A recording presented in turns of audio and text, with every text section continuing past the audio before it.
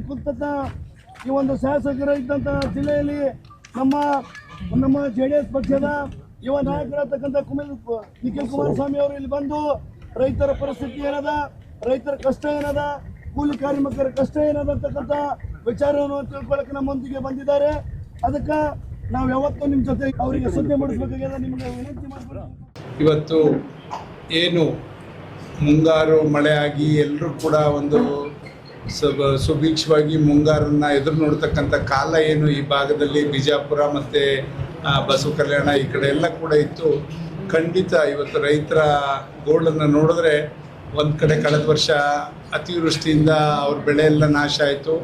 ಈಗ ಮಳೆ ಆಗದೇ ಅವ್ರು ಹಾಕಿದಂಥ ಬಿತ್ತನೆ ಬೀಜ ಇರ್ಬೋದು, ಅದಕ್ಕೆ ಸಿಂಪಡಿಸಿದಂಥ ರಾಸಾಯನಿಕ ಗೊಬ್ಬರಗಳಿರ್ಬೋದು, ಎಲ್ಲದಕ್ಕೂ ಕೂಡ ಅವರ ಹಣವನ್ನು ವಿನಿಯೋಗ ಮಾಡಿ ಇವತ್ತು ಅವರೆಲ್ಲರೂ ಕೂಡ ಕಂಗಾಲಾಗಿ ಕೂತಿರ್ತಕ್ಕಂಥದ್ದನ್ನ ನಾವು ನೋಡ್ತಾ ಇದ್ದೇವೆ. ಆದ್ದರಿಂದ ಇವತ್ತು ನಾವೆಲ್ಲರೂ ಕೂಡ ಜನತಾದಳದ ಎಲ್ಲ ನಮ್ಮ ನಿಖಿಲ್ ಕುಮಾರಸ್ವಾಮಿ ಅವರು, ನಮ್ಮ ಕೃಷ್ಣಾರೆಡ್ಡಿ ಸಾಹೇಬರು, ನಮ್ಮ ಶಾಸಕರುಗಳು ಎಲ್ಲರೂ ಕೂಡ ನಾವು ಒತ್ತಾಯ ಮಾಡೋದು ಸರ್ಕಾರನ ಇಷ್ಟೇ, ನೀವು ಈಗ ಧಾವಿಸಿ ರೈತರ ಒಂದು ಕಷ್ಟಕ್ಕೆ ನೀವು ಧಾವಿಸಿ ಬರಬೇಕು ಅಂತ ನಾವು ಸರ್ಕಾರವನ್ನು ಒತ್ತಾಯ ಮಾಡ್ತೇವೆ.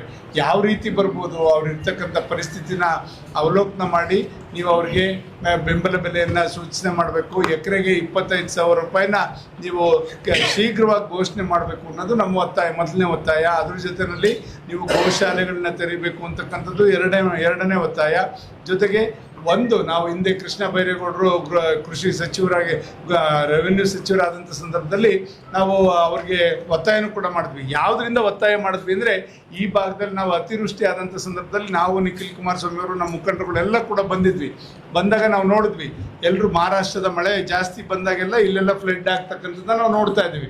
ಆ ಸಂದರ್ಭದಲ್ಲಿ ಇಲ್ಲೆಲ್ಲ ಬೆಳೆದಂಥ ಬೆಳೆ ಕೈಗೆ ಸಿಗದೇ ಇದ್ದಂಥ ಪರಿಸ್ಥಿತಿ, ರೈತರು ನೇಣಾಕೊಂಡಂಥ ಪರಿಸ್ಥಿತಿ ಎಲ್ಲದನ್ನು ಕೂಡ ನಾವು ಅವ್ರ ಮನೆಗಳಿಗೆ ಭೇಟಿ ಮಾಡಿದಂಥದ್ದು ಪ್ರಸಂಗಗಳ ನಮ್ಮ ಕಣ್ಣು ಮುಂದೆ ಇನ್ನೂ ಕೂಡ ಹಸಿಯಾಗಿ ಉಳಿದಿರ್ತಕ್ಕಂಥ ಸಂದರ್ಭದಲ್ಲಿ ಈಗ ಅವರೆಲ್ಲರೂ ಕೂಡ ಕಂಗಾಲಾಗಿ ಆಕಾಶ ನೋಡುವಂಥ ಪರಿಸ್ಥಿತಿಗೆ ಇವತ್ತು ರೈತರು ಬಂದಿರತಕ್ಕಂಥದ್ದು ನೋಡಿದ್ರೆ, ಎಲ್ಲೋ ಒಂದು ಕಡೆ ಈ ಸರ್ಕಾರ ಒಂದು ಕಡೆ ಮೋಡ ಬಿತ್ತನೆ ಕೆಲಸ ಮಾಡ್ತೀವಿ ಅಂತ ಹೊರಟಿದ್ದಾರೆ, ಇನ್ನೊಂದು ಕಡೆ ಇಲ್ಲ ರೈತರಿಗೆ ಏನಾದರೂ ಕೂಡ ನೆರವಾಗ್ತೀನಿ ಅಂತಕ್ಕಂಥ ಒಂದು ಕಾಳಜಿನೂ ಕೂಡ.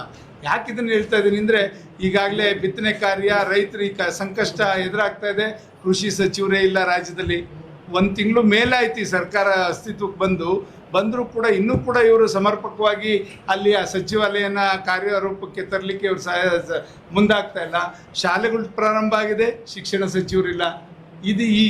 ಅದೆಲ್ಲ ಆರೋಗ್ಯದ ಸಾಕಷ್ಟು ಕೊರತೆಗಳು ಎದ್ದು ಕಾಣ್ತಾ ಇದ್ದಾವೆ. ಆಸ್ಪತ್ರೆಗಳಿಗೆ 2 ವರ್ಷದಿಂದ ಸತತವಾಗಿ ಇವರು ಸರಿಯಾದ ರೀತಿ ಸಮರ್ಪಕವಾಗಿ ಔಷಧಿಗಳನ್ನ ಕೊಡಲಿಕ್ಕೆ ಇವ್ರಿಗೆ ಯೋಗ್ಯತೆ ಇಲ್ಲ. ಜೊತೆಯಲ್ಲಿ ಅಲ್ಲಿರ್ತಕ್ಕಂಥ ಅವ್ರಿಗೆ ಬೇಕಾದಂಥ ಮೂಲಭೂತ ಸೌಕರ್ಯಗಳು, ಬ್ಯಾಂಡೇಜ್ ಇರ್ಬೋದು, ಆಕ್ಸಿಜನ್ ಇರ್ಬೋದು, ಇಂಜೆಕ್ಷನ್ಸ್ ಇರ್ಬೋದು, ಯಾವುದನ್ನು ಕೂಡ ಒದಗಿಸ್ಕೊಡೋಕ್ಕೆ ಇವ್ರಿಗೆ ತಯಾರಿಲ್ಲ. ಇದೆಲ್ಲದನ್ನು ಕೂಡ ಮಾಡದೆ ಇವತ್ತೆಲ್ಲೋ ಒಂದು ಕಡೆ ರೈತರನ್ನ ಒಂದು ಕಡೆ ಒಕ್ಕಲೆಕ್ಕೆ ಬಿಡಿಸ್ತಕ್ಕಂಥ ಕೆಲಸಕ್ಕೆ ಬಿಡದಿ ಕಡೆ ಹೊರಡ್ತಾರೆ. ಇಲ್ಲಿ ರೈತರು ಕಂಗಾಲಾಗಿ ಅವರ ಭೂಮಿ ಬರಡು ಭೂಮಿಯಾಗಿ ನೋಡ್ತಾ ಇದ್ರು ಕೂಡ ಅಲ್ಲಿಗೆ ಇವರು ಧಾವಿಸಿ ಅವ್ರಿಗೆ ಸಮಸ್ಯೆಗೆ ಎದುರಾಗ್ತಕ್ಕಂಥದ್ದಕ್ಕೆ ಇವ್ರಿಗೆ ವೇಳೆ ಇಲ್ಲ. ಇದೆಲ್ಲ ನೋಡಿದ್ರೆ ಖಂಡಿತ ಈ ಸರ್ಕಾರ ರೈತರ ಪರವಾದಂಥ ಸರ್ಕಾರ ಅಲ್ಲ. ಇವತ್ತು ನೀವೆಲ್ಲ ನೋಡಿದ್ದೀರಾ, ಕುಮಾರಸ್ವಾಮಿಯವರು ನನಗೆ ಓಟ್ ಹಾಕ್ದವ್ರು ರೈತರು, ನನಗೆ ಓಟ್ ಹಾಕ್ದವ್ರು ರೈತರಲ್ಲ ಅಂತ ಯಾವತ್ತೂ ಕೂಡ ಭೇದ ಭಾವ ಮಾಡಲಿಲ್ಲ. 2 ಸಲ ಸಾಲ ಮನ್ನಾ ಮಾಡಿದ್ರು, ನಿಮಗೆ ಗಮನದಲ್ಲಿರಲಿ. ಈ ಸರ್ಕಾರಕ್ಕೆ ಅದಕ್ಕೆ ಯಾಕೆ ಕಾಳಜಿ ಇಲ್ಲ? ಇವ್ರಿಗೆ ಓಟ್ ಹಾಕ್ಸ್ಕೊಳ್ಳೋಕ್ಕೆ ಬಿಟ್ಟು ಭಾಗ್ಯಗಳು ಮಾಡಲಿಕ್ಕೆ ಇವ್ರಿಗೆ ಆಗ್ತದೆ. ರೈತರ ಸಂಕಷ್ಟಕ್ಕೆ ನೆರವಾಗಬೇಕು ಅಂತದಿಲ್ಲ. ರೈತರು ಓಟ್ ಬೇಕು ಇವ್ರಿಗೆ. ರೈತರನ್ನ ಸರಿಯಾದ ರೀತಿಯಲ್ಲಿ ಅವ್ರ ವೇಳೆಗೆ ಸರಿಯಾಗಿ ಏನೇನು ಬೇಕು ಒದಗಿಸ್ಕೊಡೋದಕ್ಕೆ ಇವ್ರಿಗೆ ಆಗಲ್ಲ ಅಂತಂದರೆ ಖಂಡಿತ ಇವ್ರಿಗೆ ಮುಂದಿನ ದಿನಗಳಲ್ಲಿ ಸರ್ಕಾರ ನಡೆಸೋಕ್ಕೆ ಅರ್ಹತೆ ಇಲ್ಲ ಅಂತಕ್ಕಂಥದ್ದು ನಾನು ಸ್ಪಷ್ಟವಾಗಿ ಹೇಳಲಿಕ್ಕೆ ಬಯಸ್ತೇನೆ. ಒಂದು ಮುಖ್ಯಮಂತ್ರಿಗಳಿಗೆ ನೇರವಾಗಿ ಕೇಳಲಿಕ್ಕೆ ಬಯಸ್ತೇನೆ. ನೀವು ಉಪಮುಖ್ಯಮಂತ್ರಿಗಳಿಬ್ಬರು ಕೂತ್ಕೊಂಡು ಮೊನ್ನೆ ಏನು ಅಗ್ರಿಮೆಂಟ್ ಮಾಡ್ಕೊತೀರಾ ಸ್ವಾಮಿ? ರಾಜ್ಯದಲ್ಲಿ ಎಲ್ಲ ನೌಕರರು ಕೂಡ ಮುಂದೆ ನಮ್ಮ ಪಕ್ಷಕ್ಕೆ ಮತ ಹಾಕ್ತೀರಾ ಅಂತಕ್ಕಂಥ ಅಗ್ರಿಮೆಂಟ್ ಮಾಡಿಕೊಡಿ, ನಾವು ನಿಮ್ಮವೆಲ್ಲ ಕೆಲಸ ಮಾಡ್ತೀವಿ ಅಂತ ಹೇಳ್ತೀರಲ್ಲ ನೀವು. ಈ ವಿಧಾನಸೌಧಕ್ಕೆ ಏನಾದ್ರು ಕಾಂಗ್ರೆಸ್ ಬೋರ್ಡ್ ಹಾಕಕ್ಕೆ ಹೊರಟಿದ್ದೀರಾ ಸ್ವಾಮಿ ನೀವು? ರೈತರಿಗೆ ಆ ಥರ ನೀವೊಂದು ಅಗ್ರಿಮೆಂಟ್ ಮಾಡ್ಕೊಳ್ಳಿ ತಾಕತ್ತಿದ್ರೆ ನಿಮಗೆ? ರೈತರ ಸಮಸ್ಯೆಗಳನ್ನ ಬಗೆಹರಿಸ್ತೀವಿ ನೀವೆಲ್ಲ ಬಗೆಹರಿಸಿದ್ರೆ ನಮ್ಗೆ ಓಟ್ ಹಾಕಿ ಅಂತ ನಿಮ್ಗೆ ಹೇಳೋ ತಾಕತ್ತಿಲ್ವಾ? ಈ ಥರ ಹೊರಟಿರ್ತಕ್ಕಂಥದ್ದು. ನೌಕರರಿಗೆ ಅವ್ರು ಬೇಕಾದಂಥ ಸವಲತ್ತುಗಳು ಕೊಡ್ತೇವೆ. ಮುಂದಿನ ದಿನಗಳಲ್ಲಿ 28ಕ್ಕೆ ನಮ್ಮದು ನಿಮ್ಮದು ಅಗ್ರಿಮೆಂಟ್ ಇರಲಿ. ಚಾಪಕ್ಕಾಗದ ಇಲ್ಲೇ ರೆವಿನ್ಯೂ ಮಿನಿಸ್ಟರ್ ಇದರ ಪಕ್ಕದಲ್ಲಿ ಉಪಮುಖ್ಯಮಂತ್ರಿಗಳು ಅಂತ ಹೇಳಕ್ಕೆ ನೀವು ಅಷ್ಟು ಇದರಲ್ಲಿ ಹೋಗ್ತಿರಲ್ಲ.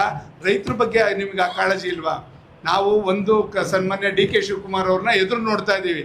ಇನ್ನೂ ಚೊಚ್ಚಲು 1 ತಿಂಗಳು ಅಂತಕ್ಕಂಥದ್ದು ಕಾದು ನೋಡ್ತೇವೆ, ಇನ್ನೂ 3-4 ತಿಂಗಳು ನೋಡ್ತೇವೆ ನಿಮ್ಮ ಆಡಳಿತ ವೈಖರಿ ಹೇಗಿರ್ತದೆ, ನೀವು ಯಾರ ಪರವಾಗಿರ್ತೀರಿ, ನೀವು ನಿಮ್ಮ ಎಲ್ಲ ನಿಮ್ಮ ವಹಿವಾಟು, ನಿಮ್ಮ ಒಂದು ಹಾವಭಾವ ಎಲ್ಲದನ್ನು ಕೊಡಿದ್ರೆ ನೀವು ಯಾವತ್ತೂ ಕೂಡ ಶ್ರೀಮಂತರ ಪರವಾಗಿರ್ತಕ್ಕಂಥದ್ದು ನಮಗೆಲ್ಲರಿಗೂ ಕೂಡ ಭಾಸವಾಗ್ತಾ ಇದೆ. ಯಾವತ್ತು ನೀವು ಬಡವ್ರ ಪರವಾಗಿ ಧಾವಿಸಿ ಬರ್ತಿರೋ ಗೊತ್ತಿಲ್ಲ. ನಿಮ್ಮ ಮನಸ್ಥಿತಿ ಬದಲಾಗುತ್ತಾ ಇಲ್ವಾ ನಾವು ಕಾದು ನೋಡ್ತೇವೆ. ಖಂಡಿತ ಈ ಭಾಗದಲ್ಲಿ ಇರ್ತಕ್ಕಂಥ ರೈತರ ಆತಂಕ ಏನಿದೆ, ಇವತ್ತು ನಾವೆಲ್ಲ ನೋಡಿದ್ರೆ ಹತ್ತಿ ಹಾಕಿರ್ತಕ್ಕಂಥವ್ರು ಇರ್ಬೋದು, ಜೋಳ ಇರ್ಬೋದು, ತೊಗರಿ ಇರ್ಬೋದು, ಯಾರು ಕೂಡ ಇನ್ನು ಬಿತ್ತನೆ ಮಾಡಲಿಕ್ಕೆ ಕೆಲವರು ಬಿತ್ತನೆ ಮಾಡಿದರೆ ಅದನ್ನು ಬಿತ್ತನೆ ಮಾಡಿರ್ತಕ್ಕಂಥದ್ದು ಹಣ ಎಲ್ಲೋ ಸಾಲ ಸೂಲ ಮಾಡಿ ತಂದಿರ್ತಾರೆ. ಅದು ಅವ್ರನ್ನ ಒಂದು ಕಡೆ ಇದ್ದಿದ್ದನ್ನು ಕೂಡ ಕಳ್ಕೊಂಡಂಥ ಪರಿಸ್ಥಿತಿ. ಒಂದು ನಾವು ಕಂದಾಯ ಸಚಿವರಿಗೆ ಹಿಂದೆ ಸದನದಲ್ಲೇ ಕೂಡ ನಾನು ಹೇಳಿದ್ದೆ, ನೀವು ಕಳೆದ ಸಲ ಇಲ್ಲಿ ನೋವನ್ನು ನೋಡಿದಂಥ ಸಂದರ್ಭದಲ್ಲಿ ನಾವೆಲ್ಲ ಬಂದು ರೈತರ ಮನೆ, ಒಬ್ಬ ರೈತ ರಾತ್ರಿ ನೋಡ್ಕೊಂಬಂದು ನಾವೆಲ್ಲ ಬೆಳಗ್ಗೆ ಹೋದರೆ ಎಲ್ಲ ಕೊಚ್ಚೋಗಿರ್ತಕ್ಕಂಥದ್ದು, ಹೋಗಿ ಅಲ್ಲೇ ನೇಣಾಕೊಂಡಂಥ ಪರಿಸ್ಥಿತಿಲಿ ನಾವು ನಿಖಿಲ್ ಕುಮಾರಸ್ವಾಮಿ ಅವರು, ನಮ್ಮ ನಾಡಗೌಡರು ಎಲ್ಲ ಹೋದಂಥ ಅವ್ರ ಮನೆಗೆ ಹೋಗಿ ಅವ್ರಿಗೆ ನಾವು ಸಾಂತ್ವನ ಹೇಳ್ತಕ್ಕಂಥ ಕೆಲಸ ಮಾಡ್ಬೇಕಾದ್ರೆ ನಮಗೆಲ್ಲೋ ಒಂದು ಕಡೆ ತಲೆ ಬಂತು. ಯಾಕೆ ಅಂದರೆ ಈ ಸರ್ಕಾರ ರೈತರಿಗೆ ಬೆಂಬಲ ಬೆಲೆ ಕೊಡೋಕ್ಕೂ ಇವ್ರಿಗೆ ಯೋಗ್ಯತೆ ಇಲ್ಲ. ಜೊತೆಯಲ್ಲಿ ಅವ್ರ ಇನ್ಶೂರೆನ್ಸ್, ಕ್ರಾಪ್ ಇನ್ಶೂರೆನ್ಸ್ಗೂ ಕೂಡ ಇವರು ಏನು ಇನ್ಶೂರೆನ್ಸ್ ಕಂಪ್ನಿಗಳು ಕೊಡಿಸೋಕ್ಕೂ ಕೂಡ ಇವ್ರಿಗಿಲ್ಲ, ಅದಕ್ಕೆ ಬೆಂಬಲ ಬೆಲೆ ಕೊಡೋಕ್ಕೂ ಕೂಡ ಇವ್ರ ಹತ್ರ ಹಣ ಇರಲ್ಲ. ಅದಕ್ಕೊಂದು ಸಲಹೆನೂ ಕೂಡ ನಾನು ಕಂದಾಯ ಸಚಿವರಿಗೆ, ಮುಖ್ಯಮಂತ್ರಿಗಳಿಗೆ ಹಿಂದೆ ಕೊಟ್ಟಿದ್ದೆ. ಏನು ರೈತರಿಗೆ ಎಕರೆಗೆ ಇಷ್ಟು ಅಂತ ನೀವೇ ಇನ್ಶೂರೆನ್ಸ್ ಕಟ್ಟಿದ್ರೆ ನಾಳೆ ದಿವಸ ಇನ್ಶೂರೆನ್ಸ್ ಕಂಪ್ನಿಯಿಂದ ನೇರವಾಗಿ ಹಣ ಬರ್ತದೆ. ಅದು ಬಿಟ್ಬಿಟ್ಟು ನೀವು ಕೊನೆಗಳಿಗೆಲ್ಲಿ ರೈತ ಎಲ್ಲ ಕಂಗಾಲಾಗಿ ನಿಂತಾಗ ನಿಮ್ಮ ಹತ್ರ ಕೊಡೋಕೆ ಹಣನೂ ಕೂಡ ಇರಲ್ಲ ನಿಮ್ಮ ಬೊಕ್ಕಸದಲ್ಲಿ. ಆ ಸಂದರ್ಭದಲ್ಲಿ ರೈತ ಎಲ್ಲೋಗ್ಬೇಕು? ಅವನ ಬೇಕರಿಗೆ ಇನ್ಶೂರೆನ್ಸ್ ಕಟ್ಟಕ್ಕೆ ತಯಾರಿದ್ದಾನೆ. ಇಡೀ ರಾಜ್ಯದ್ದು ನಾನು ಹೇಳ್ತಾ ಇರೋದು, ಒಂದು ಕಡೆದಲ್ಲ, ಇಡೀ ರಾಜ್ಯದ ರೈತರ ಎಲ್ಲ ಒಂದು ಬೆಲೆಗೆ ಅವರ ಎಕರೆಗೆ ಇಷ್ಟು ಅಂತ ಇನ್ಶೂರೆನ್ಸ್ನ ಸರ್ಕಾರನೇ ಭರಿಸ್ತಕ್ಕಂಥ ಕೆಲಸ ಮಾಡಬೇಕು ಅನ್ನೋದು ನನ್ನ ಒತ್ತಾಯ ಇದೆ. ಇದನ್ನು ಮುಂದಿನ ಸದನದಲ್ಲಿ ಅದನ್ನು ಇಡ್ತಕ್ಕಂಥನಾಗ್ತೀನಿ. ಈಗ ಇರ್ತಕ್ಕಂಥ ರೈತರು ಯಾರೂ ಕೂಡ ಆತಂಕ ಪಡಬೇಕಾಗಿಲ್ಲ. ನಮ್ಮ ರೈತರು ಇದ್ರೇ ಕೂಡ ಇವತ್ತು ನಾಡು ಸುಭಿಕ್ಷವಾಗಿರ್ಲಿಕ್ಕೆ ಸಾಧ್ಯ. ಆ ನಿಟ್ಟಿನಲ್ಲಿ ನೀವೆಲ್ಲರೂ ಕೂಡ ಕಂಗಾಲಾಗ್ದಂಗೆ ಮುಂದಿನ ದಿನಗಳಲ್ಲಿ ಒಳ್ಳೆ ನಿಮಗೆ ನಿಮ್ಮ ಬೆಂಬಲಕ್ಕೆ ನಿಲ್ಲುವಂಥ ಸರ್ಕಾರಗಳು ಬರ್ತದೆ. ನೀವು ಯೋಚನೆ ಮಾಡಿ ತೀರ್ಮಾನಗಳು ತಗೊಳ್ಳೋವಂಥದ್ದು ಹಾಕ್ಬೇಕು. ಯಾವುದೋ ಒಂದು ಅಲ್ಪ ಇದಕ್ಕೆ ಆಸೆಗೋಸ್ಕರ ನೀವು ಈ ಥರ ನಿಮ್ಮನ್ನೆಲ್ಲ ಬೀದಿಗೆ ಬಿಡ್ತಕ್ಕಂಥವ್ರನ್ನ ನೀವು ಯಾವತ್ತೂ ಕೂಡ ಗೌರವಿಸ್ತಕ್ಕಂಥ ಕೆಲಸ ಮಾಡಬೇಡಿ ಅಂತ ನಾನು ಒತ್ತಾಯ ಮಾಡ್ತಾ, ಇವತ್ತು ಈ ಭಾಗದ ರೈತರ ಒಂದು ಏನು ಪರಿಸ್ಥಿತಿನ ಅವಲೋಕನ ಮಾಡಲಿಕ್ಕೆ ನಾವೆಲ್ಲರೂ ಕೂಡ ಬಂದಿದ್ದೇವೆ.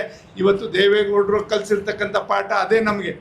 ಜನತಾದಳ ಯಾವತ್ತೂ ಕೂಡ ರೈತರ ಪರವಾಗಿರ್ತಕ್ಕಂಥದ್ದು ಜನತಾದಳ ಅಂತಕ್ಕಂಥದ್ದು ಇಡೀ ರಾಜ್ಯದಲ್ಲಿ ಗೊತ್ತು.